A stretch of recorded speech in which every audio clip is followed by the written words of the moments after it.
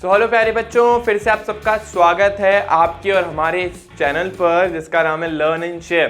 तो आपकी जी तो भी आप फिर से लेकर आए हैं आप लोगों के लिए एक और नया वीडियो और हम बात कर रहे हैं चैप्टर है हमारा system of particles and rotation motion, कणों का निकाय एवं घूर्णी गति। ठीक है, और बच्चों ये इसका थर्ड पार्ट है। इससे पहले 2 पार्ट अपन ने अपलोड कर दिए हैं, तो जिन बच्चों ने पहले वो 2 पार्ट नहीं देखे हैं पहले जाके जरूर से वो देखकर आना, नहीं तो फिर भाई बहुत कचरा होने वाला दिमाग के अंदर। ठीक है, चलिए बच्चों स्टार्ट करने से पहले थोड़ा सा रिकॉल कर लेते हैं कि अभी तक अपन ने क्या पढ़ा है। फर्स्ट लेसन में अपन ने पढ़ लिया था कि भाई दृढ़ पिंड रिजिड बॉडीज क्या होती हैं, रिजिड बॉडी का मोशन कितने तरीके का होता है, और लास्ट क्लास में अपन ने सेंटर ऑफ मास यानी द्रव्यमान केंद्र के बारे में बात की। लेकिन द्रव्यमान केंद्र का जो वो टॉपिक है वो वहीं पर ही ओवर नहीं हुआ। बोले सर क्या बोल रहे हो सर, न्यूमेरिकल करा दिए, सब करा दिया और क्या चाहते हो सर। तो अभी वो टॉपिक वहाँ पे ओवर नहीं हुआ है, वहाँ पे अभी थोड़ा सा एक्सटेंशन उसका और करेंगे। आज पहले थोड़ा सा वो खत्म करेंगे, फिर आज एक नया टॉपिक पढ़ेंगे। और आज का जो टॉपिक है वो बहुत ही मस्त टॉपिक है।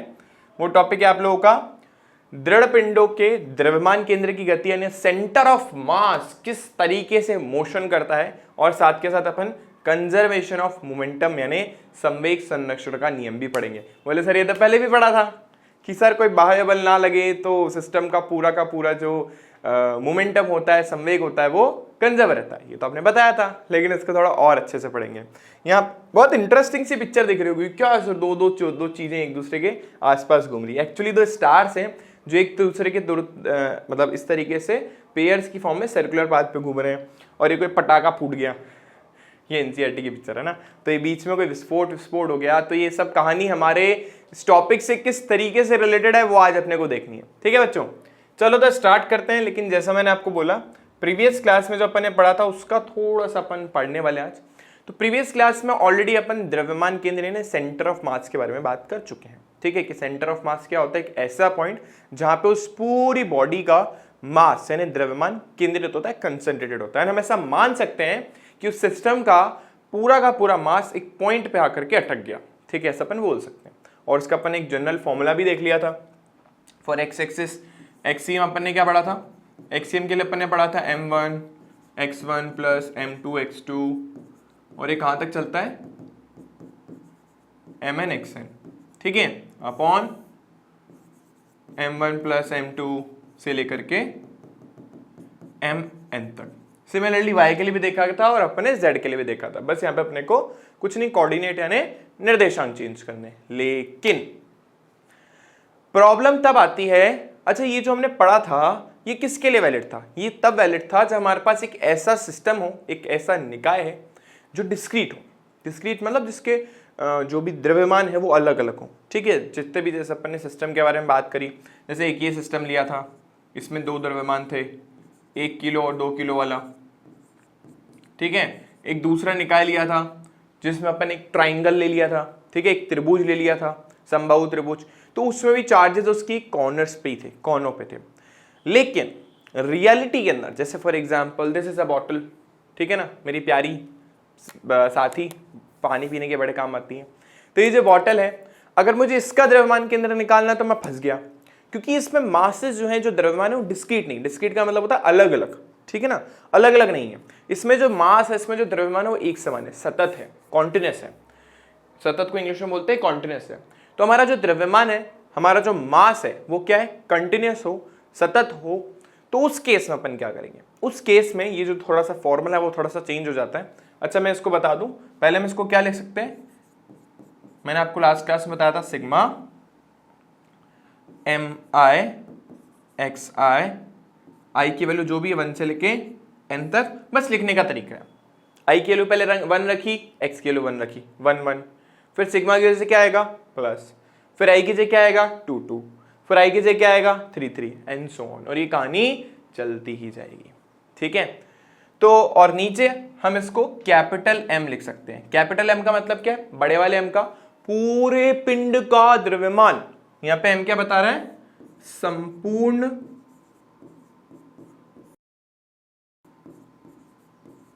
पिंड का द्रव्यमान।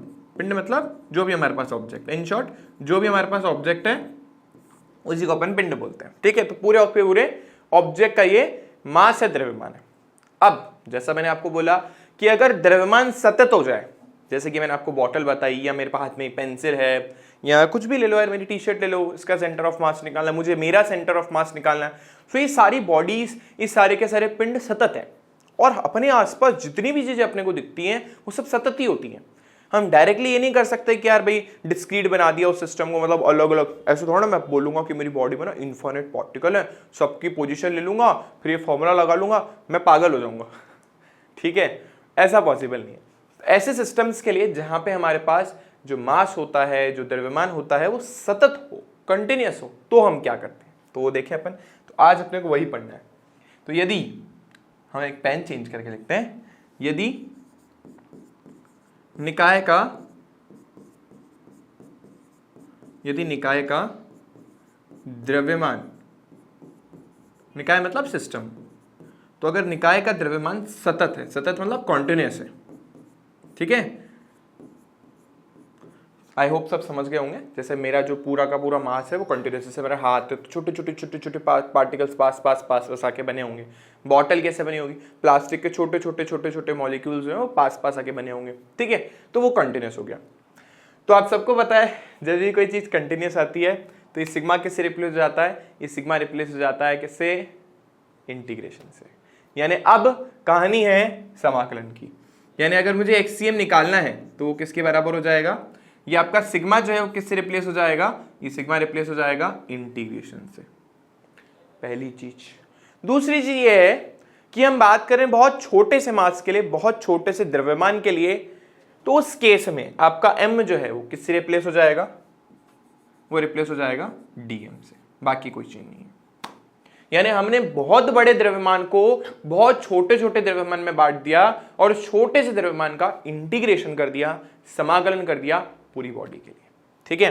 तो देखो 10, ये एरो का मतलब है कि सिग्मा जो है वो इंटीग्रेशन में कन्वर्ट हो जाएगा और m जो है वो dm में कन्वर्ट हो जाएगा। तो हमारा फॉर्मूला क्या बनेगा, हमारा फॉर्मूला बनेगा इंटीग्रेशन, x के साथ तो मैंने कुछ किया नहीं, तो x एज इट इज, मास की जगह आ गया dm मतलब बहुत छोटा सा मास, और अपॉन टोटल मास।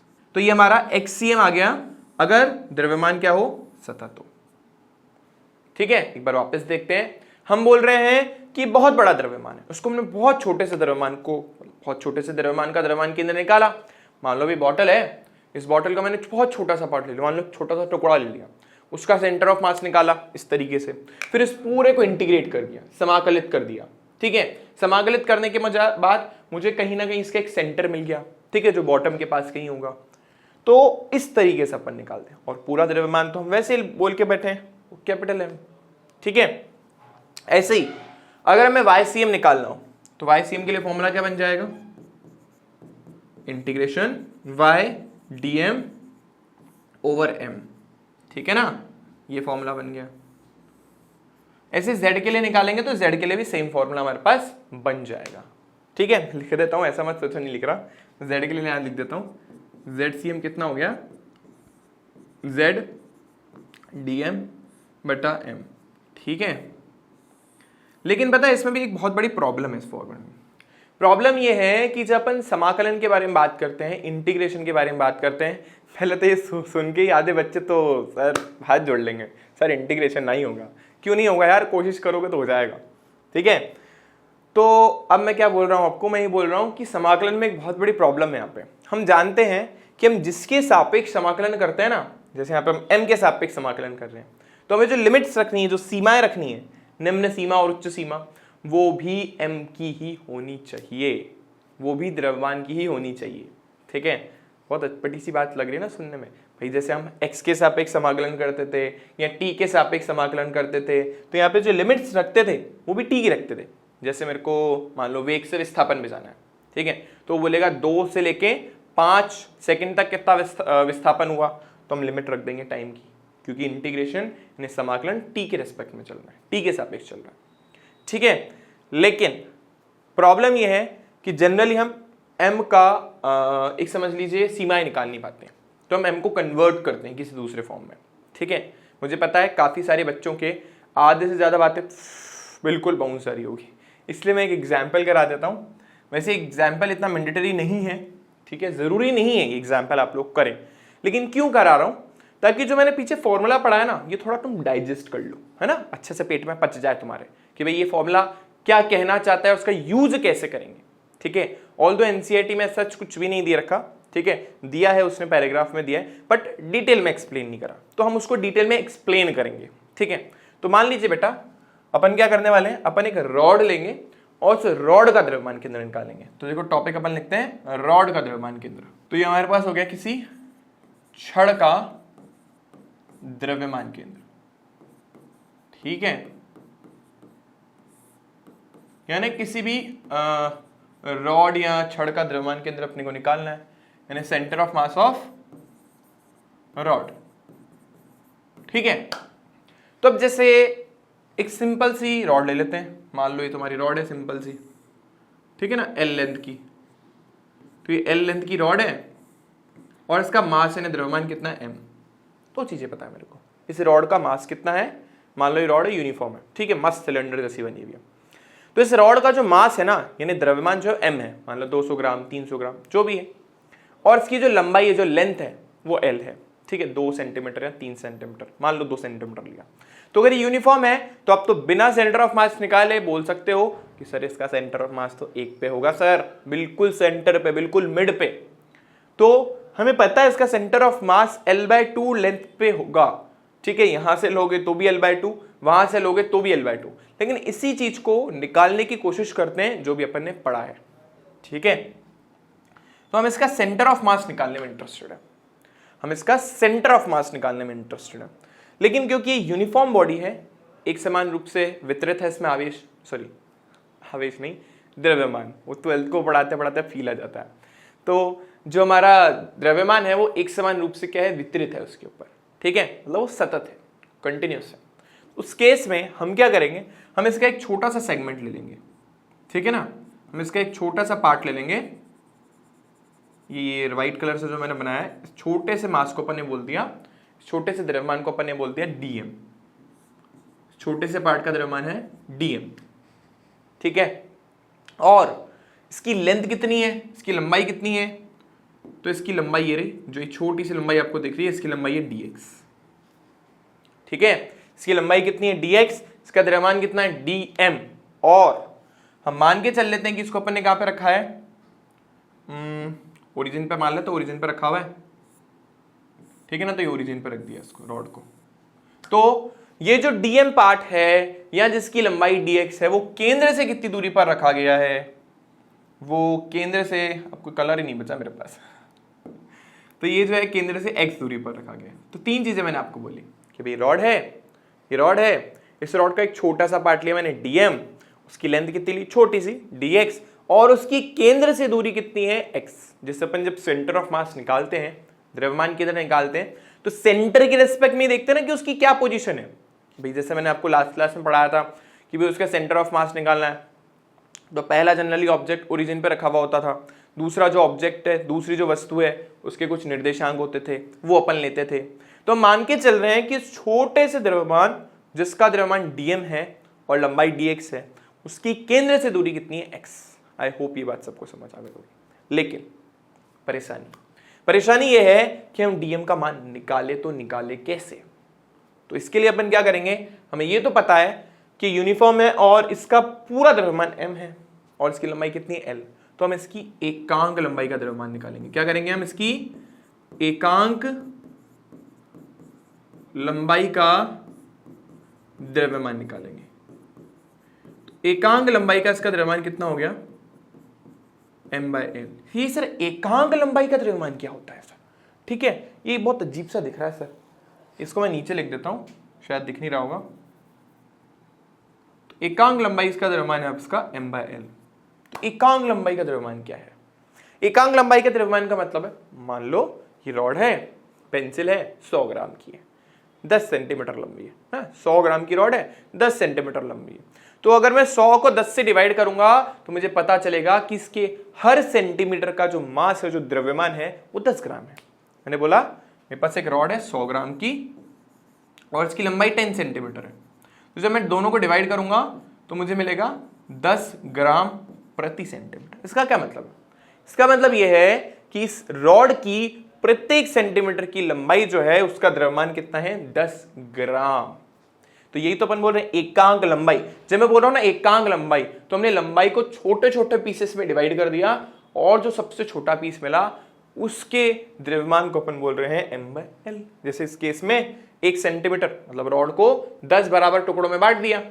ये तुम्हारी रॉड थी, ठीक है ना, उसके 1 2 3 4 5 6 7 8 9 10 हो गए ना अब टोटल।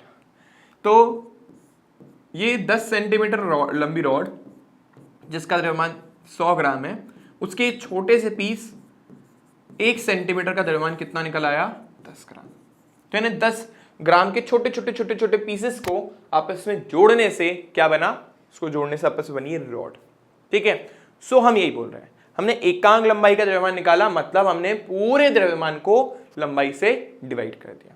अब मेरी बात सुनना, अब अगर मैं आप लोगों को बोलूं कि यार मुझे 3 सेंटीमीटर लंबी रॉड का द्रव्यमान चाहिए, किसी की 3 सेंटीमीटर लंबी रॉड का द्रव्यमान चाहिए, बोले सर कैसे फालतू बातें कर रहे हो सर आप 10 को है ना 3 से गुणा कर दो, क्योंकि एकांक लंबाई का द्रव्यमान सर यानी 1 सेंटीमीटर का द्रव्यमान सर 10 ग्राम है, तो 3 का कितना हो गया सर 30 ग्राम। तो अपन ने क्या करा, हमने एकांक लंबाई के द्रव्यमान को, जो भी लंबाई का द्रव्यमान हमें चाहिए था, जैसे 3 सेंटीमीटर का चाहिए था, या कोई बच्चा बोले 5 सेंटीमीटर का चाहिए सर, 5 से गुणा कर रहे हैं। फिर बता रहा हूं, हमने एकांक लंबाई का द्रव्यमान जो था यानी जो 10 ग्राम था, जो 1 सेंटीमीटर लंबी रॉड का द्रव्यमान था, उसको 3 से गुणा कर दिया, तो हमें उस 3 सेंटीमीटर लंबी रॉड का द्रव्यमान मिल गया। समझ आई सबको बात। तो अब यहां से सुनना, यही चीज अब अगर हम यहां पे अप्लाई करें तो हमें एकांक लंबाई का द्रव्यमान मिल गया है। इन सबको हम रब कर देते हैं। तो हम क्या करते हैं, हम भी यही बोल रहे हैं, हम ये बोल रहे हैं कि भाई इसकी एकांक लंबाई का द्रव्यमान m/l है। अब मैं चाहता हूं कि इसकी dx लंबाई का मुझे द्रव्यमान मिल जाए, जो एक्चुअली क्या है dm। तो हमारे अकॉर्डिंग dx लंबाई का द्रव्यमान वो किसके बराबर आएगा, सोचो m/l इंटू dx। जैसे वहां पे भी अपन ने तो 10 ग्राम को 3 से गुणा किया था ना, तो हमारे पास यहाँ पे 10 ग्राम की जगह m/l लिखा है, उसको लंबाई यानी dx से गुणा कर दिया। और हमारे अकॉर्डिंग ये जो द्रव्यमान है वो एक्चुअली क्या है dm। ये तो हम बोल क्या है कि भाई dx लंबाई का एक छोटा सा टुकड़ा लिया है और इसका द्रव्यमान dm है, जिसकी वैल्यू मुझे नहीं पता। तो देखो मैंने dm की वैल्यू निकाल दी x की फॉर्म में, वो है m/l इंटू dx। ये चीज समझना बहुत जरूरी है। चलिए, तो हमने dm द्रव्यमान का वैल्यू निकाल दी dx की टर्म में, ठीक है, ये बहुत समझना इंपॉर्टेंट था। अब आते हैं हम सेंटर ऑफ मास के फॉर्मूले पे, वो कितना है xcm। अच्छा, इसमें ycm नहीं है, क्योंकि हम मान के चल रहे हैं कि रॉड की थिकनेस निकले से पहले बहुत पतली सी रॉड है, बहुत पतली सी, ठीक है, तो हमने सिर्फ लंबाई ली। अब ध्यान से सुनना है कि जब अभी हमने जो फॉर्मूला पढ़ा था xdm अपॉन m, इसमें हमें dm की वैल्यू मिल गई x की टर्म्स में, क्या मिली, इंटीग्रेशन m/l dx/m। अब यहां पे एक बात समझनी है कि हम अब इंटीग्रेशन कर रहे हैं x के रेस्पेक्ट में। अब इंटीग्रेशन कर रहे हैं x के रेस्पेक्ट में, x के सापेक्ष समाकलन हो रहा है, तो लिमिट्स यानी सीमाएं भी x की ही लगेगी। तो समझिए आप लोग, x कहां से कहां तक वेरी कर रहा है, x जो है कहां से कहां तक जा रहा है। देखो x की वैल्यू, देखो x एक्चुअली ओरिजिन से स्टार्ट हो रहा है और मिनिमम वैल्यू x की हो सकती है 0। फिर x को थोड़ा थोड़ा थोड़ा थोड़ा थोड़ा थोड़ा थोड़ा थोड़ा बढ़ाते बढ़ाते बढ़ाते हमने अधिकतम लंबाई बोल दी, भाई x की अधिकतम लंबाई हो सकती है n, यानी उसकी मिनिमम लेंथ है 0 और मैक्सिमम लेंथ है l। तो हम क्या करेंगे, इंटीग्रेशन में लिमिट्स लगाएंगे 0 से लेके l तक, क्योंकि मैंने बोला था जिसके सापेक्ष समाकलन होता है लिमिट्स भी उसी की लगती है। तो 0 से लेके l तक क्या आ गया हमारे पास dx की लिमिट्स, ठीक है। ये तो हो गया हमारे पास एक बात। दूसरी बात, इसकी कुल लंबाई जो है, जो मैंने आपको बोली थी 10 सेंटीमीटर, और जो कुल द्रव्यमान है 100 ग्राम, तो कांस्टेंट है, तो उसको इंटीग्रेशन के बाहर ले सकते हैं। हम इंटीग्रेशन उन्हीं चीजों का करते हैं जो x के फलन के रूप में हो, x के फंक्शन की फॉर्म में हो। m/l पूरी तरीके से कांस्टेंट है, तो आप इसको इंटीग्रेशन के बाहर ले लो, आप इसको इंटीग्रेशन के बाहर ले लो। तो बाहर लेने के बाद देखो बच्चों क्या आएगा, m/l, ठीक है। और ओके सॉरी, हमने एक गड़बड़ कर दी, हम यहाँ पे x लिखना भूल गए, गड़बड़ नहीं करी, लिखना भूल गए, है ना। तो dm की वैल्यू तो हमने छाप दी, लेकिन x लिखना अपन भूल गए, ठीक है। कोई बात नहीं, x हमने लिख दिया बाद में। तो ये m/l बाहर चला गया और ये x का इंटीग्रेशन हो गया, है ना, 0 से लेके l तक। और डिवाइड में क्या चल रहा है, m चल रहा है, ठीक है। तो ये आपका m से मर गया, सही है। अब बेटा मुझे x का समाकलन करना है। अब x का समाकलन करना सिंपल है, हम क्या बोलते हैं, जितनी घात l तो आ ही रहा है, जितनी भी घात है उसमें एक जोड़ दो और नीचे भी उतना ही लिख दो, लिमिट लगा दो 0 से लेके l तक, सिंपल। अब देखो क्या हुआ, x²/2, क्या हुआ, x²/2। अब इसमें देखो दो कांस्टेंट है, जैसे हम जानते हैं इंटीग्रेशन के अंदर हमने पढ़ा है, वो कितना आया 1/2l, क्योंकि 2 बाहर आ गया। और अंदर क्या बचा, x², कहां से कहां तक, 0 से लेके l तक, 0 से लेके l तक। अब जब मैं करूंगा तो सबसे पहले रखूंगा उच्च सीमा, फिर रखूंगा मैं निम्न सीमा। तो देखो उच्च सीमा रखने पे क्या मिला मुझे, 1/2l l² - 0 का वर्ग, ठीक है। अब जब इसको सॉल्व करूंगा तो l²/2l, l से l मरा, क्या मिला मुझे, l/2। और ये तो अपन पहले बोल ही चुके थे कि इसका एक्सियम जो आएगा, सेंटर ऑफ मास जो आएगा इस रॉड का, वो बिल्कुल सेंटर में आएगा, क्योंकि यूनिफॉर्मली डिस्ट्रीब्यूटेड है। भाई 100 ग्राम की रॉड है, 10 सेंटीमीटर लंबी है, तो सेंटर ऑफ मास ऑब्वियसली कहां पे आएगा, 5 पे आएगा ना, बिल्कुल बीच में। तो वो भी तो हमने यहाँ पे बोल दिया, l/2। ये रिलेशन, ये कंक्लूजन हम पहले निकाल चुके थे, ये निष्कर्ष हम पहले ही निकाल चुके थे, बस इस फॉर्मूले को अप्लाई कैसे करना है वो सीख रहे थे, ठीक है। तो अगर इस तरीके के क्वेश्चन होते हैं तो उसमें हम dm की वैल्यू निकालते हैं, चाहे dx हो, जिसके रेस्पेक्ट में आप इंटीग्रेशन कर रहे हो। जैसे प्रीवियस केस में अपने y लिया है तो y की फॉर्म में निकाल के लाएंगे, z है तो z की फॉर्म में निकाल के लाएंगे, ठीक है। तो इस तरीके से हम इन फॉर्मूलों का यूज करते हैं, ठीक है। तो आई होप सबको समझ आ गया होगा। This is just for the demonstration, है ना, ऐसा नहीं है आपको एग्जाम के लिए रट्टा मारना इस डेरिवेशन का, ऐसा कुछ भी नहीं है ऐसा, ठीक है। ऐसा कुछ भी नहीं है बच्चों। लॉजिक ये होता है, हम एकांक लंबाई का द्रव्यमान निकालते हैं, फिर उसको dx या dy से गुणा करते हैं ताकि हमें dm मिल जाए, और उस dm की वैल्यू को यहाँ पे रख देते हैं। फिर अपन जो भी x के रेस्पेक्ट में इंटीग्रेशन कर रहे हैं तो उसकी लिमिट डाल देते हैं, ठीक है। फिर सिंपल इंटीग्रेशन कर देते हैं, तो आराम से मस्त जिंदगी कटते हुए निकल जाती है। चलो, तो आज का ये जो टॉपिक था हमारा, जो हमने प्रीवियस चैप्टर में प्रीवियस लेसन में छोड़ा था, वो खत्म हुआ। तो आज के मेन टॉपिक पे आते हैं। तो सबसे पहले आज अपने को पढ़ना है दृढ़ पिंडों के द्रव्यमान केंद्र की गति। तो हम यहाँ पे क्या बोल रहे हैं, हम बोल रहे हैं कि भाई मान लो कि रॉड है, इस रॉड में बहुत सारे पार्टिकल हैं, n नंबर ऑफ पार्टिकल्स हैं, m1 m2 द्रव्यमान के अलग अलग पार्टिकल्स हैं, छोटे छोटे कण हैं। तो बहुत बड़ी बॉडी है ना, इरेगुलर बॉडी है, और इसमें अलग अलग छोटे छोटे टुकड़े हैं, m1 m2 m3, ऐसे करते करते इसमें n नंबर ऑफ पार्टिकल्स हैं, ठीक है। अब अगर मैं आपको इसका सेंटर ऑफ मास पूछूं, इसका द्रव्यमान केंद्र पूछूं, तो आप क्या बोलोगे, सर बहुत आसान है सर। अब ध्यान से सुनना, हम यहाँ पे x y या z यूज नहीं कर रहे, हम क्या यूज कर रहे हैं, r, क्योंकि r का मतलब है उसमें x भी आ गया, उसमें y भी आ गया और उसमें z भी आ गया। मतलब तीनों कोऑर्डिनेट को एक साथ कैसे लिखेंगे अपन, r से। तो हमने सीधा सीधा क्या लिखा भाई, हमने लिखा इसका सेंटर ऑफ मास जो आएगा वो किसके बराबर आएगा, m1 r1 plus m2 r2, और ये कहां तक चलेगा, mn rn, और अपॉन टोटल द्रव्यमान m1 plus m2 plus m3 plus mn, उसको हम m बोल देते हैं। हमें पता है हम नीचे क्या लिखेंगे, कुल द्रव्यमान, लेकिन उसको अपन क्या मान लेते हैं, बड़ा वाला है, जो अपन ने पहले भी माना था, है ना, आसान हो जाती चीजें। तो ये हम मान रहे हैं कि इसका कुल द्रव्यमान m है, तो हम नीचे लिख देते हैं m। तो हमें सेंटर ऑफ मास की पोजीशन तो पता पड़ गई कि भाई सेंटर ऑफ मास की जो पोजीशन है वो ये है, ठीक है। अब मुझे मान लो इसका वेग निकालना है, ये तो मेरे पास क्या आ गया, विस्थापन आ गया एक तरीके से, सेंटर ऑफ मास का विस्थापन क्या है, पोजीशन क्या है।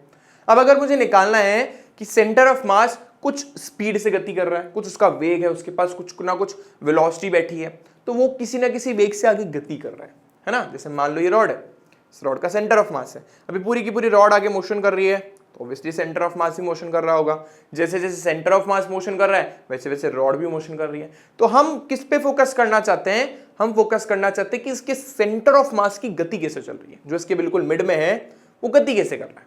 तो हम बोल रहे हैं उसका वेग निकालने के लिए आप एक काम करो, आपके पास विस्थापन का फलन है, उसका अवकलन कर दो, उसका डिफरेंशिएशन कर दो। उसका डिफरेंशिएशन करते ही आपको इसका वेग मिल जाएगा। तो हम लिखेंगे वेग के लिए दोनों और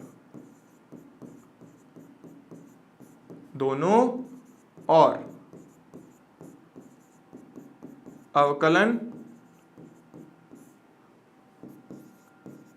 करने पर।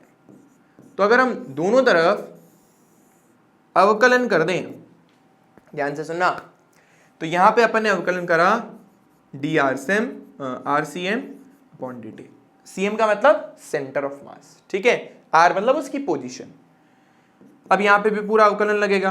भाई एम तो कांस्टेंट है तो उसको मैं पहले बाहर फेंक रहा हूं, एम तो कांस्टेंट है इसलिए उसको पहले बाहर फेंक दिया। अवकलन किसका होगा? इस पूरे ऊपर वाले पार्ट का। तो देखो m1 r1 plus m2 r2, और ये कहां तक कहानी चलेगी? mn rn। इस पूरे का अपने को अवकलन करना है। किसके सापेक्ष? t के सापेक्ष। अब देखो हमने जैसे पढ़ा था कि अगर मान लो हमें x² + 2x + 1 का अवकलन करना है x के सापेक्ष, तो हम क्या करते थे? हम d/dx x² के साथ अलग कर देते थे, हम d/dx 2x के साथ अलग कर देते थे, हम d/dx 1 के साथ अलग कर देते थे। मतलब जो एडिशन वाला जो रूल था, मतलब जो योग वाला जो नियम था, उसके अकॉर्डिंग अवकलन सबके साथ अलग अलग हो जाता है। तो हमें भी यहाँ पे यही करना है, हमें भी यहाँ पे यही करना है, अपने को अवकलन को सबके साथ स्प्लिट कर देना है, अलग अलग कर देना है। ठीक है, मैं किसी और कलर से लिख देता हूँ, थोड़ा साफ सुथरा दिखेगा। ठीक है, तो राइट हैंड साइड पे देखो ये हमारे पास हो गया d m1 r1 upon dt। अच्छा 1/m बाहर चल रहा है तो इसके लिए दिमाग नहीं लगाना अपने को, है ना। जैसे 2 पहले मैंने बाहर ले लिया, समझ लो ऐसा, जैसे मैंने m पहले बाहर ले लिया, plus d m2 r2 upon dt। और ये कहाँ तक चलेगा? जो हमारे पास n कण है उसके लिए।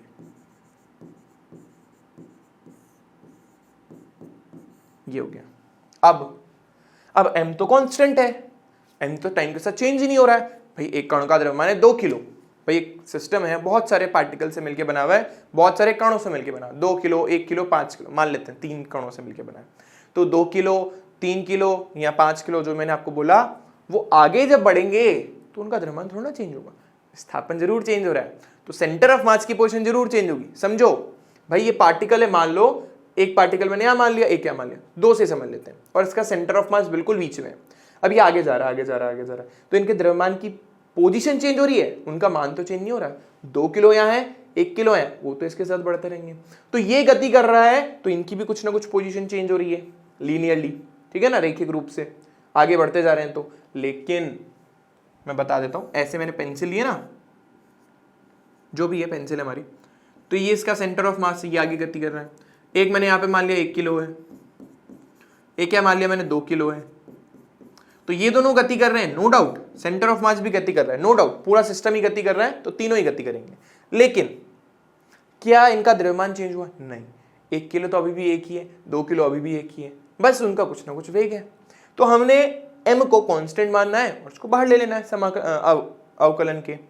तो हम m को बाहर ले लेंगे और r का अवकलन कर देंगे। ठीक है, तो हम यही करने वाले हैं। यहाँ पर हम m को बाहर ले लेते हैं सब में। तो इसमें से जैसे हम m1 बाहर लिया, r1 का अवकलन किया, फिर हमने यहाँ पे m2 बाहर लिया, हमने r2 का अवकलन किया, और करते करते करते हमने लास्ट में mn बाहर लिया और हमने r का अवकलन कर दिया। ठीक है, और ये हमारे पास हो गया drcm बटा dt। अब मैंने आपको क्या बोला? r तो इसका विस्थापन है, जितना वो दूर चला, और विस्थापन में परिवर्तन की दर को तो वेग बोलते हैं, यानी dr1/t पहले पार्टिकल का वेग यानी v1 आएगा। ऐसे dr/d2 dt दूसरे पार्टिकल का वेग आएगा, यानी v2 आएगा। ऐसे d rn बटा dt nth पार्टिकल का विस्थापन में परिवर्तन की दर वेग आएगा, यानी vn आएगा। ठीक है, इस तरीके से हम बोल सकते हैं कि dr1 अपॉन dt v1 के इक्वल आया, dr2 अपॉन dt v2 के इक्वल आया। ऐसे करते करते करते हमने rn निकाला और वो vn के इक्वल आया। ऐसे ही सेंटर ऑफ मास जो है उसमें परिवर्तन की दर सेंटर ऑफ मास के वेग के बराबर है। यानी हम बोल सकते हैं, देखो drcm अपॉन dt किसके इक्वल आया, vcm। तो vcm is equals to 1 upon m, अंदर आया m1 v1 plus m2 v2 और लास्ट में mn vn। ठीक है, ये आ गया हमारे पास, ऐसे n पार्टिकल है, डॉट डॉट डॉट डॉट। अब मैं चाहता हूं इसका त्वरण निकालना। त्वरण के लिए भी सेम कहानी, त्वरण के लिए भी आपको दोनों तरफ अवकलन करना पड़ेगा। तो त्वरण के लिए दोनों ओर अवकलन करने पर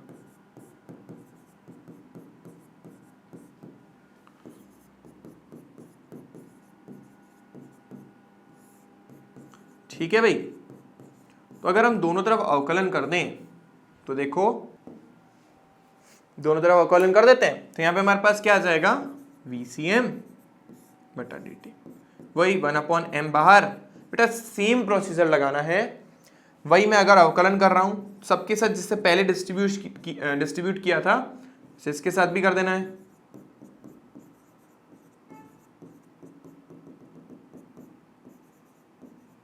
अब कुछ बच्चे बोलेंगे सर ये जो साइड में लिखा है ये काम का है या नहीं। बिल्कुल काम का यार, तुम्हारे समझने के प्रोस्पेक्टिव से बस, और किसी के लिए नहीं लिखा है मैंने। ठीक है ना, मैं ऐसे करता हूँ, इसको नीचे लिख देता हूँ तो ये जो क्लैशेस हो रहे हैं इन दोनों के बीच में ये थोड़े हट जाएंगे। ठीक है, तो इसको मैं थोड़ा नीचे लिख देता हूँ। वो काम का है भाई, वो आपको समझाने के लिए। अगर आपको एग्जाम में डायरेक्ट आता है तो डायरेक्ट लिखो, एग्जाम के पॉइंट ऑफ व्यू से लिखा है बस कि भाई जब पढ़ो ना तो समझ आ जाए क्या लिखा है। तो ये साइड में लिखा है अपन ने, मतलब काम का है। वापस लिख देते अपन, m1 अपॉन m तो बाहर ले ही रखा है, d upon dt m1 v1 plus m2 v2 और ये mn vn, ये आ गया हमारे पास। ठीक है, अब वही सेम चीज कि भाई d बाई dt को अंदर सबके साथ डिस्ट्रीब्यूट करते चलो, सिंपल। तो देखो देखो हम मैं थोड़ा डायरेक्ट करूंगा, चलेगा ना। तो देखो वही है, मैं m को बाहर ले लेता हूं, मैं v1 का अवकलन कर देता हूं t के सापेक्ष, 1 अपॉन m तो बाहर लिया हुआ ही है। ऐसे ही m2 को भी बाहर ले लेता हूं, v2 का अवकलन कर देता हूं t के सापेक्ष। ऐसे ही mn को बाहर ले लेता हूं, vn का अवकलन कर देता हूं t के सापेक्ष। देखो ये तो किया हमने यहाँ पे m m m m ऐसे इस तरीके से। ठीक है, तो ये हमारे पास आ गया। बस वही dv बटा dt क्या होता है, त्वरण होता है।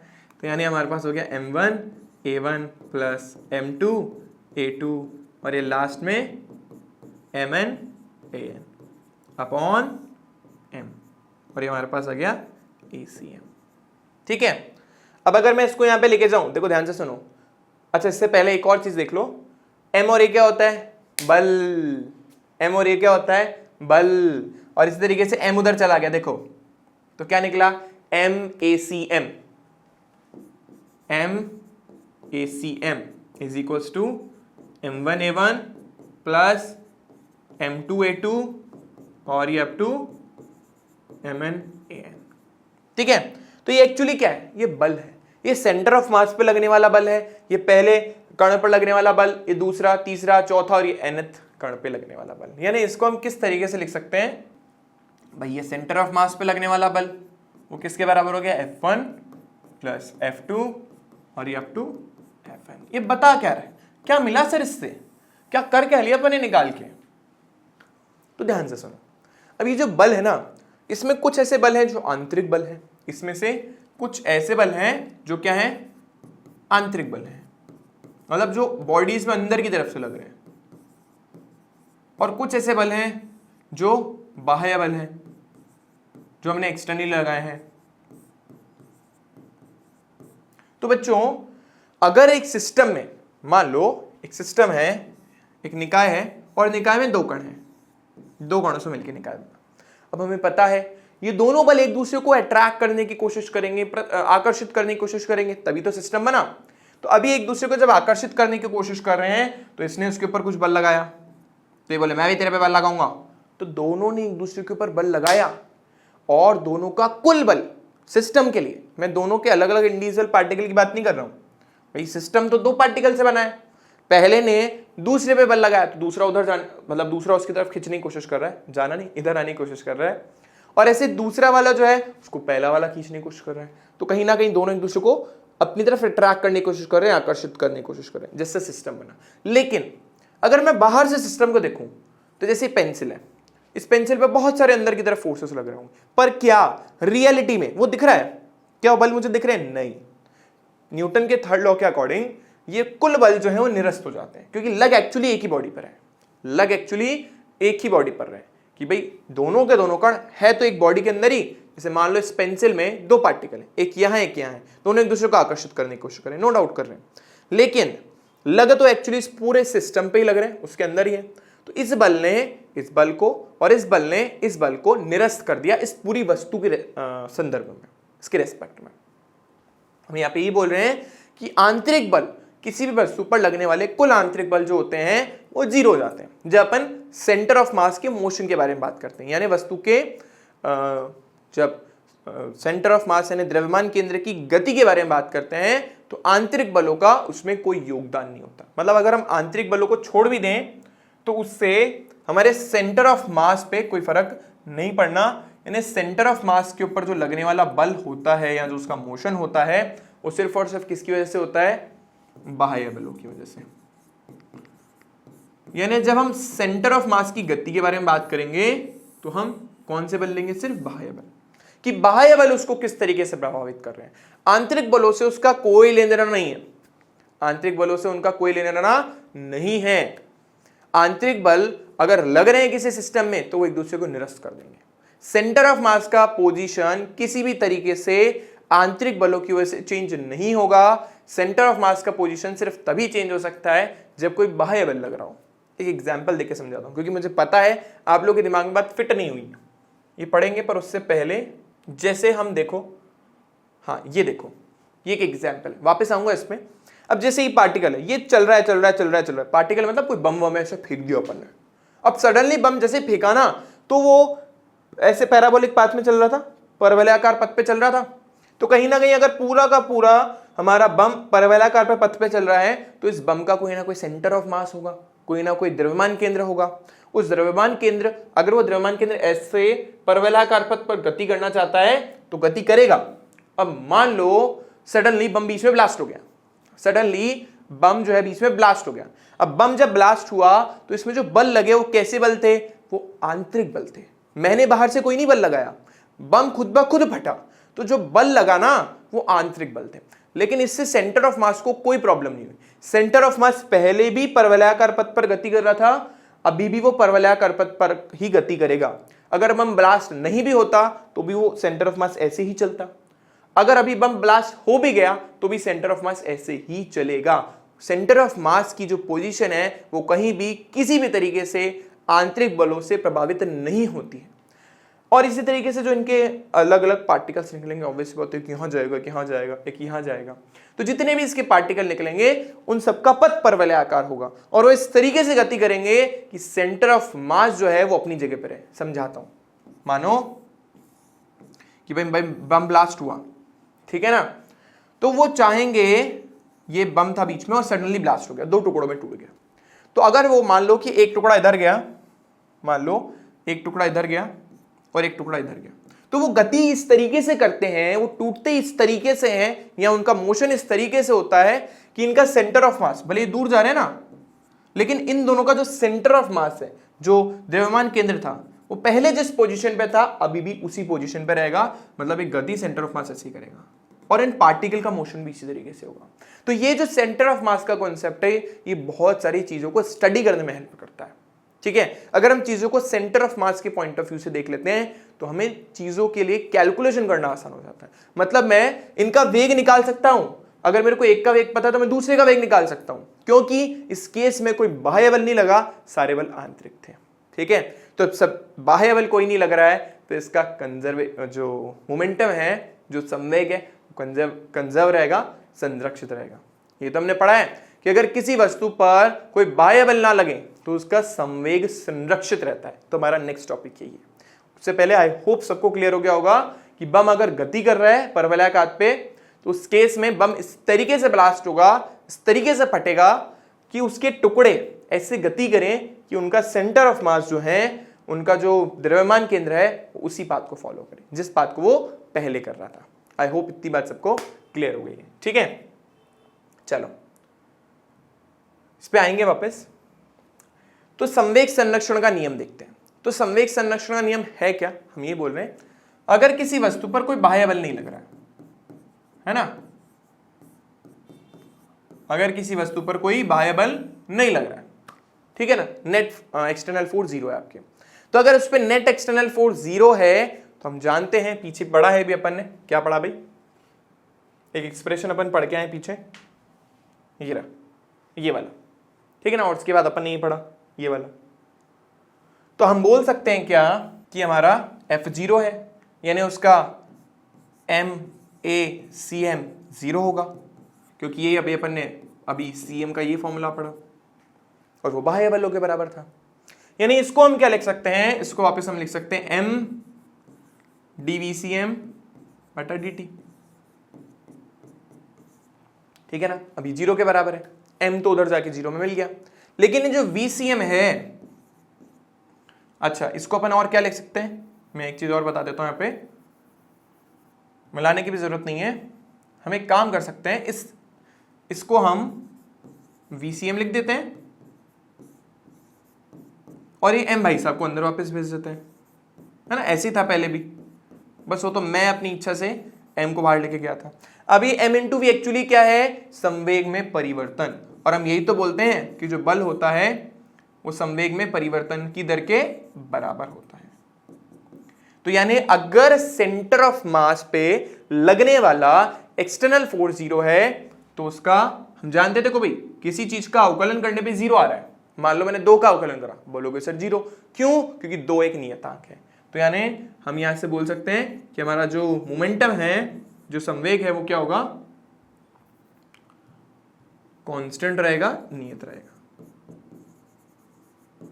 यानी अगर किसी वस्तु पर कोई बाह्य बल नहीं लगे तो उसका संवेग जो होता है वो संरक्षित रहता है। और यहां पे हम बम वाले एग्जांपल में वही बोल रहे हैं कि उसका संवेग संरक्षित है, सिस्टम के पार्टिकल इस तरीके से गति कर रहे हैं कि उसका कुल संवेग क्या रहे, नियत रहे, वो चेंज ना हो। ठीक है, आई होप ये बात सबको अच्छे से दिमाग में फिट हो गई होगी। तो अब इसके कुछ एग्जाम्पल देखेंगे, वही द्रव्यमान केंद्र की गति के कुछ एग्जाम्पल्स, तो बहुत प्यारे प्यारे एग्जाम्पल्स हैं।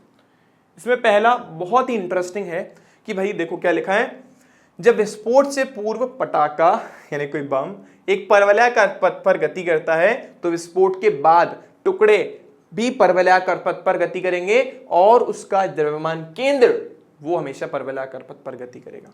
अब मान लो बम जो है ना, वो बम इस तरीके से ब्लास्ट हुआ कि बीच में कुछ बचा ही नहीं, बीच में कुछ बचा ही नहीं, लेकिन टुकड़े ऐसे गति करेंगे कि उसका सेंटर ऑफ मास उसी पोजीशन पर रहे। ठीक है ना, उनकी गति इस तरीके से होगी, तो उनका पाथ कैसा हो जाता है, परवलयाकार। आपसे पूछ लिया गया एमसीक्यूज में कि बम ब्लास्ट के बाद टुकड़ों की गति कैसी होगी, रेखीय, वृत्ताकार, परवलयाकार या इनमें से कोई, तो आप बोल देना परवलयाकार। क्यों, सेंटर ऑफ मास ऐसा ही बोलता है कि बाह्य बल नहीं लगा ना, बल तो आंतरिक लगे, अपने आप फूटा, मैंने तो नहीं फोड़ा, ट्रिगर दबाया नो डाउट, लेकिन फूटा तो अपने आप ही ना, मैंने तो कुछ थोड़ा करा उसके साथ। तो ये जो आंतरिक बल लगे उसकी वजह से उसका संवेग क्या रहेगा, नियत, और इनका जो पार्टिकल का जो पाथ है, जो इनकी पथ की गति है, वो परवलयाकार हो जाएगी। ठीक है, एक यहाँ, एक यहाँ, एक यहाँ, एक यहाँ, और ऐसे गति करेंगे सेंटर ऑफ मास चेंज ना हो। पहले भी परवलयाकार था और अभी भी परवलयाकार ही रहेगा। ठीक है, देखो तो इसके पीछे रीजन लिखा है। इसका कारण यह है कि पटाखे में विस्फोट केवल आंतरिक बलों के कारण होता है।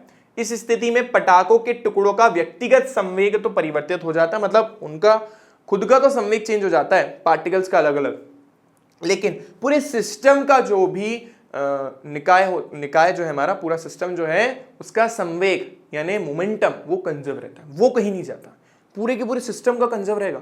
भले सिस्टम में आगे पीछे चीजें होती रहे, जैसे अपन ने बॉल को टकराया था ना, तो नो डाउट बॉलों का संवेग चेंज हुआ था या नहीं हुआ था भाई, पहले यू वेग से गति कर रही थी, फिर वी वेग से गति करने लग जाती है, लेकिन पूरे सिस्टम का जो संवेग था वो तो नियत था ना, ठीक है। तो हम यहाँ पे भी सेम चीज बोल रहे हैं, तो कुल संवेग अपरिवर्तित रहता है। इस प्रकार निकाय का द्रव्यमान केंद्र अपरिवर्तित रहता है। ये भी एमसीक्यू में आ जाए कि भाई पटाखा ऊपर जा रहा है, एकदम से बीच में ब्लास्ट हो गया, द्रव्यमान केंद्र की गति पहले परवलयाकार थी, पटाखे के मतलब टूटने के बाद या ब्लास्ट होने के बाद कैसे होगा उसका पथ, पहले जैसा परवलयाकार, वृत्ताकार, वही सरल रेखीय, ऐसा कुछ एग्जाम वो दे देगा ऑप्शन, तो आंसर होगा वही जैसा उसका पहले था ना वैसे रहेगा, ठीक है। आई होप सबको क्लियर हो गया होगा। चलो अब इसके बाद बहुत प्यारा सिस्टम है, हम सब जानते हैं हमारा चंदा मामा हमारी धरती माता के चारों तरफ से गोल गोल गोल गोल गोल गोल घूमता है, और हमारी धरती माता सूरज दादा के चारों तरफ ऐसे दीर्घवृत्ताकार पथ पे गति करती है ना, इस तरीके से इलिप्टिकल पाथ पे वो करती है। ज्यादा गुरुत्वाकर्षण में पढ़ेंगे कुछ इस तरीके से, ये है। अब प्रॉब्लम क्या है, प्रॉब्लम ये है कि हम मानते हैं कि भाई ऑब्वियसली बात है कि हमारा मून जो है वो अर्थ के चारों तरफ, और अर्थ जो है और मून, अर्थ और मून को अगर हम एक पूरा सिस्टम मान लें, अगर हम अर्थ और मून को एक पूरा सिस्टम मान लें, है ना, एक पूरा निकाय मान लें, तो इस निकाय में दो कण हैं, पहला कण चंदा मामा और दूसरा कण धरती माता। तो ये पूरा का पूरा निकाय, इनका कुछ ना कुछ सेंटर ऑफ मास होगा, तो इनका सेंटर ऑफ मास कहां पे होगा, इसका सेंटर ऑफ मास शिफ्टेड होगा अर्थ के पास में। तो देखो इसका सेंटर ऑफ मास, पूरे सिस्टम का सेंटर ऑफ मास यहां पे कहीं है ना, ये मून है तो मून का सेंटर ऑफ मास मून के पास पड़ा है, ये अर्थ है, अर्थ का सेंटर ऑफ मास अर्थ के पास पड़ा है, ब्लू प्लैनेट बोलते हैं तो ब्लू कलर से बना देते हैं ना, तो ये बाहर अंदर वाला जो है ना डॉटेड लाइन, वो पूरा का पूरा हमारा अर्थ है, ठीक है, और ये जो बाहर वाली डॉटेड लाइन है ये मून का पाथ है जो सर्कुलर है, वृत्ताकार है। अब तो कहीं ना कहीं हमारी अर्थ भारी है मून के कंपैरिजन में, तो जो सेंटर ऑफ मास है वो कहां की तरफ शिफ्ट हो जाता है, अर्थ की तरफ, है ना। सेंटर ऑफ मास जो द्रव्यमान केंद्र जो है वो ज्यादा पृथ्वी की तरफ शिफ्ट हो जाता है। तो अब जब ये पूरा का पूरा सिस्टम यानी पृथ्वी और आपका चंदा मामा, इसको मैं पूरा एक निकाय मान लूं जिसमें दो कण हैं, अगर एक कण ऐसे गति कर रहा है, ध्यान से सुनना, अगर एक कण ऐसी गति कर रहा है तो दूसरा उसके विपरीत करेगा, है ना। अगर दो कणों का निकाय होता है ना, तो सेंटर ऑफ मास चेंज ना हो, द्रव्यमान केंद्र चेंज ना हो, उसमें एक अगर पार्टिकल ऐसे गति कर रहा है तो दूसरा ऐसे करेगा, उल्टा, ऐसा होता है, ऑटोमेटिकली होता है, ठीक है। आगे और देखेंगे इसको। तो पूरा का पूरा सिस्टम का, क्योंकि द्रव्यमान केंद्र पृथ्वी के पास ज्यादा शिफ्ट हो गया है, तो पृथ्वी के पास शिफ्ट होने की वजह से इसका पाथ जो है वो कैसा हो जाता है, एलिप्टिकल हो जाता है, दीर्घवृत्ताकार हो जाता है, इसको बोलते हैं एलिप्स। पहले ही बताया था आप लोगों को, जहां पे हमारा सन यहां कहीं होगा और हमारी अर्थ इसके चारों तरफ घूम रही है। ऐसा क्यों हुआ, क्यों, क्योंकि मून उसके चारों तरफ घूम रहा था, मतलब हमारे जो चंदा मामा थे वो उसके चारों तरफ घूम रहे थे, तो चंदा मामा और हमारा जो अर्थ है हमारी मतलब धरती माता, उसका सेंटर ऑफ मास पूरे निकाय के लिए चेंज हो गया, शिफ्ट हो गया, यहां पे आ गया। तो जब शिफ्ट हुआ तो उसका पाथ ऑटोमेटिकली दीर्घवृत्ताकार हो गया, ठीक है। यहां पे भी यही लिखा हुआ है कि पृथ्वी सूरज के चारों तरफ दीर्घवृत्ताकार कक्षा में घूमती है, जबकि चंद्रमा पृथ्वी के चारों तरफ वृत्ताकार पथ पे घूमता है। जैसा मैंने आपको बोला, पृथ्वी तथा चंद्रमा अपने उभयनिष्ठ द्रव्यमान केंद्र यानी सेंटर ऑफ मास, ये रहा, इसके चारों तरफ वृत्ताकार कक्षा में इस प्रकार घूर्णन करते हैं ताकि इनकी विपरीत दिशा, मतलब वो इस तरीके से मोशन करेंगे कि वो उस सेंटर ऑफ मास के अबाउट अपोजिट मोशन करें, मतलब अगर एक ऐसे कर रहा है दूसरा ऐसा करेगा, ठीक है ना। एक दूसरे एग्जांपल और समझाऊंगा, उससे ज्यादा क्लियरिटी आएगी, ठीक है। पृथ्वी का चंद्रमा की तुलना में बहुत भारी होने के कारण द्रव्यमान केंद्र पृथ्वी के बहुत पास होता है, तथा इसी कारण निकाय का द्रव्यमान केंद्र सूरज के चारों तरफ दीर्घवृत्ताकार पथ पे गति करता है। एक्चुअली गति कौन कर रहा है, सेंटर ऑफ मास ऑफ चंदा मामा एंड धरती माता, इनका सेंटर ऑफ मास गति कर रहा है, ठीक है ना। तो ऑटोमेटिकली उसका पाथ दीर्घवृत्ताकार हो जाता है। चलो, और बहुत प्यारा एग्जाम्पल है आपका युग्म तारे, जिसको अपन बाइनरी स्टार्स बोलते हैं। अर्थ के सबसे पास, सॉरी हमारी गैलेक्सी के सबसे पास में जो अर्थ ही हमारा, मतलब अर्थ की बात कर रहा हूं मैं, अर्थ के सबसे पास में जो स्टार है उसका नाम क्या है? Proxima Centauri. आई होप सबको पता होगा। तो जो प्रॉक्सिमा सेंचुरी है, अगर वो किसी दूसरे स्टार के साथ पेयर बना ले, ठीक है ना, मतलब पहला स्टार और दूसरा स्टार एक दूसरे के गुरुत्वाकर्षण बल के कारण एक दूसरे को खींच रहे हैं अपनी तरफ, तो वो क्या करेंगे? पेयर बना लेंगे। ठीक है, तो देखो लिखा है दो तारे जब परस्पर गुरुत्वीय बल से बंद हो जाते हैं, बाउंड हो जाते हैं, तो उनका उभयनिष्ठ द्रव्यमान केंद्र के सापेक्ष, मतलब जो उनका कॉमन सेंटर ऑफ मास होगा उसके अबाउट वो मोशन करने लग जाते हैं। इसको अपन बोलते हैं युग्म तारे। ये देखो, ये रहा जो स्टार्टिंग में बताया था।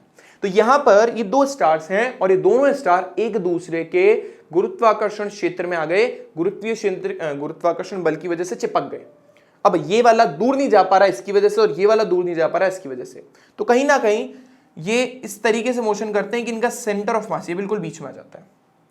ठीक है, अगर हम मान के चल लें दोनों का आइडेंटिकल मास है, मतलब सिमिलर है बिल्कुल, तो इनका सेंटर ऑफ मास जो होगा वो यहां कहीं होगा। तो ये कैसी गति करेंगे इसके चारों तरफ? ऐसे, मतलब एक अगर ऐसे क्लॉकवाइज घूम रहा है, दूसरा एंटी क्लॉकवाइज घूमेगा। देखो ऐसे, है ना, एक अगर क्लॉकवाइज घूम रहा है, दूसरा कैसे घूमेगा? एंटी क्लॉकवाइज, ताकि इनका सेंटर ऑफ मास अपनी जगह बना रहे। ठीक है, अगर दोनों एक ही दिशा में घूमना स्टार्ट कर देंगे ना, सेंटर ऑफ मास चेंज हो जाएगा। तो दोनों के दोनों सेंटर ऑफ मास के अबाउट द्रव्यमान केंद्र के सापेक्ष अपोजिट डायरेक्शन में मोशन करते हैं। अगर सेंटर ऑफ मास रुका हुआ है तो मतलब क्या कर रहा है? गति नहीं कर रहा है ना, विराम में है, तो ऐसा होगा। तो अगर सेंटर ऑफ मास विराम में है तो उस केस में दोनों प्लैनेट वृत्ताकार पथ पे गति करेंगे और साथ के साथ गति की दिशा विपरीत होंगे। और इसे स्टार्स को हम बोलते हैं बाइनरी स्टार। बाई मतलब होता है टू, ऐसे जरूरी नहीं है दो स्टार हो, तीन भी हो सकते हैं, चार भी हो सकते हैं, मतलब एक ट्राइंगल के शेप में भी हो सकते हैं। ठीक है, इसी तरीके से क्वाड के शेप में भी हो सकते हैं, स्क्वायर के शेप में भी हो सकते हैं। ठीक है ना, ऑक्टागन भी बना सकते हैं, बहुत सारे शेप के होते हैं, लेकिन हमारे सिलेबस में सिर्फ बाइनरी स्टार से रखें। तो ऐसे स्टार्स को हम बोलते हैं बाइनरी स्टार्स। और बाइनरी स्टार्स सर्कुलर पाथ में रिवॉल्व करते हैं अगर उनका द्रव्यमान केंद्र सेंटर ऑफ मास रेस्ट में है, विराम में है, गति नहीं कर रहा है तो। ठीक है, लेकिन अगर हमारा सेंटर ऑफ मास गति करने लग जाए, मान लो ये सेंटर ऑफ मास था दोनों उसका स्टार्स का, ये पहला स्टार है तुम्हारा स्टार S1 और ये स्टार S2। अब सेंटर ऑफ मास क्या कर रहा है? द्रव्यमान केंद्र क्या कर रहा है? ऐसे स्ट्रेट मोशन कर रहा है। अब ये तो चाहते हैं अभी भी इसके चारों तरफ वृत्ताकार पथ में घूमना चाहते हैं और ये भी घूमना चाहता है। तो जैसे ये आगे बढ़ेगा ना, तो ये भी इसकी तरफ, ये आगे बढ़ रहा है तो ये इसकी तरफ वृत्ताकार पथ में घूमने की कोशिश करेगा। तो इसका पाथ ना ऐसा कुछ हो जाएगा, ऐसे कुछ, ऐसा कुछ। इसको बोलते बेटा हेलिकल पाथ। स्पाइरल देखा होगा ना आपने, ठीक है ना, इस तरीके से स्पाइरल पाथ हो जाता है इसका, हेलिकल बोलते हैं इसको। ऐसे दूसरा भी ऐसे कोशिश करेगा, लेकिन दूसरे की, क्योंकि इसके वेग की दिशा ये थी ना, लेकिन दूसरा तो विपरीत दिशा में गति कर रहा है। ठीक है, तो वो इधर की तरफ गति कर रहा है, तो उसका जो पाथ है कुछ इस तरीके से हो जाएगा, है ना, एक दूसरे की विपरीत गति कर रहे हैं इसलिए ऐसा हो गया इसका पाथ। तो एक स्टार तो ये रहा तुम्हारा किसी भी टाइम पे, ये रहा एक स्टार, ये S2 है, और ये हमारा जो S1 है वो ये रहा नीचे, ये रहा S1 इस टाइम पे। S1 के लिए मैंने येलो कलर बनाया और इसके लिए S2, लेकिन इनका सेंटर ऑफ मास अभी भी आगे गति कर रहा है। ये रहा इनका सेंटर ऑफ मास, उसकी पोजीशन चेंज नहीं हुई। मतलब ये खुद को ऐसे एडजस्ट कर लेते हैं कि सेंटर ऑफ मास के अबाउट वो सर्कुलर पाथ में, वृत्ताकार पथ में गति करते चले। तो इनका पाथ जो होता है हेलिकल हो जाता है, ये स्पाइरल हो जाता है। ठीक है ना, वो देखा होगा ना आपने, उसके अंदर कील के अंदर इस तरीके से बना हुआ होता है, थ्रेड्स होते हैं उसके, है ना, ऐसे ऐसे ऐसे ऐसे होते हैं, तो वैसे ही पाथ हो जाता है। ये कॉपी के चारों तरफ, जैसे ये मिल गया मुझे यहाँ पे जुगाड़ से, तो ऐसा कुछ पाथ हो जाता है। ठीक है ना, हेलिकल, ऐसा कुछ पाथ हो जाता है, उसको हेलिकल बोलते हैं। ठीक है, तो देखो तुम्हारी बुक में भी डायग्राम बना हुआ है, क्लैश हो गया मेरा और इसका डायग्राम। ठीक है, तो मैं मेरा डायग्राम रब कर देता हूँ। ऑल्दो मेरा डायग्राम ज़्यादा प्यारा लग रहा है मुझे पता है, पर फिर भी भावनाओं को रोकते हुए मैं मिटा देता हूँ मेरा। तो आई होप ये सबको समझ आ रहा होगा किस तरीके से गति चल रही है। ठीक है, जैसा मैंने आपको बोला, एक, हाँ थोड़ा गलत हो गया था, एक पीछे, एक आगे चल रहा था, एक पीछे, तो एक इधर, एक ऐसे घूमना चाहता है और एक ऐसे। ठीक है ना, एक की दिशा, गति की दिशा थी ना स्टार्टिंग में, एक ऐसे घूम रहा था, और दूसरा जब स्टार्ट हुआ ना, एक ऐसे था और एक ऐसे था। ठीक है ना, तो ऐसे इसको इसने बोलते। लेकिन पाथ दोनों कोशिश करेंगे उसकी तरफ वृत्ताकार बनाने की, ठीक है। तो इस तरीके से उनका पाथ हेलिकल हो जाता है। तो आई होप सबको समझ आ गया होगा। तो यहाँ पे ये सारी कहानी लिखी हुई है जो मैंने बोल दी मुंह से, तो आप एक बार रीड कर देते हैं आप लोगों के लिए। जब निकाय पर बाह्य बल अनुपस्थित होता है तब युग्म तारों का द्रव्यमान केंद्र एक मुक्त कण की तरह गतिशील होता है, मतलब आगे चलता रहता है। यह गमन पथ यानी इसकी जो मोशन है वो दो अलग अलग तरीके की गतियों से उत्पन्न होता है। पहला तो द्रव्यमान केंद्र जो सरल रेखा में गति करता है, और दूसरा जो तारे हैं वो वृत्ताकार पथ में गति करना चाहते हैं। किसके चारों तरफ? द्रव्यमान केंद्र के चारों तरफ। खुद सोचो ना, ये द्रव्यमान केंद्र यहाँ था तो मस्त घूम रहे थे, लेकिन वो आगे बढ़ा तो इनको बेचारों को घूमना पड़ा, फिर आगे बढ़ा तो घूमना पड़ा। तो बेसिकली उसको उसके साथ साथ चलना पड़ रहा है ताकि वो उसके चारों तरफ वृत्ताकार पथ पे घूम पाए, ठीक है। तो बहुत प्यारा है हमारा यूनिवर्स, ठीक है। उसमें बहुत सारी ऐसी इंटरेस्टिंग चीजें होती रहती हैं, तो वो इसी का एग्जाम्पल है। लेकिन दिशा दोनों की हमेशा विपरीत है, ठीक है। दोनों हमेशा विपरीत दिशा में रहते हैं। आई होप ये बात सबको क्लियर हो गई। हाँ जी, लास्ट हमारा एग्जाम्पल है रेडियो एक्टिव डिके, ठीक है। इसके बारे में ज्यादा अपन नेक्स्ट क्लास में पढ़ेंगे, न्यूक्लियर फिजिक्स क्लास 12th में। रेडियो एक्टिव डिके में क्या होता है कि कोई भारी सा द्रव्यमान होगा, जैसे यूरेनियम, थोरियम, आप लोगों ने परमाणु ऊर्जा सुना होगा। तो जैसे यूरेनियम, थोरियम जो है वो जब उसके ऊपर जब अपन न्यूट्रॉन डालते हैं ना तो ब्लास्ट हो जाता है, टूट जाता है। तो टूटने के बाद क्या होता है, उसकी गति इस तरीके से होती है, उनकी गति इस तरीके से होती है कि सिस्टम का कुल संवेग क्या रहे, नियत रहे, जैसे बॉल के केस में होता था या बम के केस में होता था, ठीक है। तो देखो जैसे ये रहा, ये एक रेडियम है, एक रेडॉन है, ठीक है ना। तो इसका नाम तो रेडियम है। तो जैसे रेडियम टूटा, ठीक है ना, काफी ज्यादा रेडियो एक्टिव है, टूटता रहता है, डिके होता रहता है उनका। तो ये हमारा ये अल्फा पार्टिकल जो है, ये जो हीलियम है इसको अल्फा पार्टिकल बोलते हैं, और ये रेडॉन है, ठीक है। तो जब रेडियम टूटता है तो पहले इसका सेंटर ऑफ मास ऐसे गति कर रहा था ना, तो ये अभी भी ऐसी गति करेगा, क्योंकि रेडॉन जो है वो थोड़ा सा हैवी है और अल्फा पार्टिकल काफी हल्का है। तो रेडॉन द्रव्यमान केंद्र के काफी पास में रहा, क्योंकि हम चाहते हैं द्रव्यमान केंद्र वहीं रहे, तो वो काफी पास में है और ये दूर चला गया। मतलब इनकी गति भी इस तरीके से हो रही है कि भाई अगर पहले रेडियम का द्रव्यमान केंद्र स्ट्रेट चल रहा है तो बाद में स्ट्रेट ही चलेगा, वो अपनी जगह चेंज नहीं करेगा, बस ये टूटेंगे इस तरीके से कि द्रव्यमान केंद्र अपनी पोजीशन चेंज ना करे, ठीक है। आई होप सबको क्लियर हो गया होगा। यानी मान लो ऐसा हम लिख सकते हैं M1 R1, पहले वाले के बारे में बात कर रहा हूँ, इक्वल टू M2 R2, जैसे अपन संवेग में लिखते थे, यहाँ M1 V1 is equal to M2 V2। ये मत कर देना, थोड़ा नहीं होगा, ये इक्वेशन हमारे काम आएगी, ठीक है। आई होप सबको ये बात क्लियर हो गया होगा। तो बस यही था इन सब के अंदर। तो ये 3 एग्जाम्पल हमने पढ़ लिए हैं, तो आई होप सबको अच्छे से समझ आ गए होंगे। चलो बच्चों, तो इसी के साथ ही लेक्चर हमारा ओवर करते हैं, ठीक है। उससे पहले आप लोगों के लिए एक छोटा सा अनाउंसमेंट, हमारा लर्न एंड शेयर का एक छोटा सा ऐप है, ठीक है। आप सब जानते हो, आप लोगों की कृपा से थोड़ा ग्रोथ कर रहा है वो, ठीक है। तो उसके अंदर कुछ कोर्सेज हैं, तो उसमें फिजिक्स का भी है, केमिस्ट्री का भी है, मैथ का भी है, तीनों का कंबाइन भी है। तो आप वो कोर्स बहुत ही नॉमिनल से चार्जेस में ले सकते हो, जिसमें आपको बहुत सारी चीज़ें मिलेगी। पहला तो देखो संडे क्लासेस होती रहती है, इंटरेक्शन मेरे साथ, ठीक है। आप लोग अपनी क्वेरीज पूछ सकते हो, आपको नोट्स मिल जाएंगे, आपको वीडियोस मिलेंगे वो बिना ऐड वाले, ऐड देख के ना एकदम से डिस्ट्रैक्शन हो जाता है, वो नहीं होगा उसके अंदर। एक अलग सेक्शन हम क्रिएट कर रहे हैं, इसमें एनडीए के, जेई के, नीट के क्वेश्चंस होंगे। हर चैप्टर के कंबाइंड नोट्स और प्रिपेयर किए जा रहे हैं ताकि आप लोगों को उसमें भी सहूलियत हो, एग्जाम में पढ़ने में परेशानी ना हो। वो सारी चीज़ें हम कर रहे हैं, इतनी मेहनत कर रहे हैं उस एक पर्टिकुलर सेक्शन को और अच्छा करने के लिए, वो आप लोगों के लिए। तो आप सबसे एक छोटी सी रिक्वेस्ट है कि जिन भी बच्चों ने अभी तक कोर्स नहीं लिया है वो ज़्यादा से ज़्यादा कोर्सेज लें ताकि आप लोगों को बेनिफिट हो। बहुत ज़्यादा फीस नहीं, कुछ 799-800 रुपये के आसपास फीस है एक सब्जेक्ट की, पूरे साल भर की। तो दे दो, बहुत आराम से आपको कोर्स मिल जाएगा। चलिए आप लोगों से मिलते हैं नेक्स्ट क्लास में, और वीडियो देखने के लिए थैंक यू। और अगर वीडियो अच्छा लग रहा है तो लाइक और शेयर जरूर करना, और अगर सब्सक्राइब नहीं करा है तो यार सब्सक्राइब कर दो। चलो bye bye to all of you, मिलते हैं नेक्स्ट क्लास में।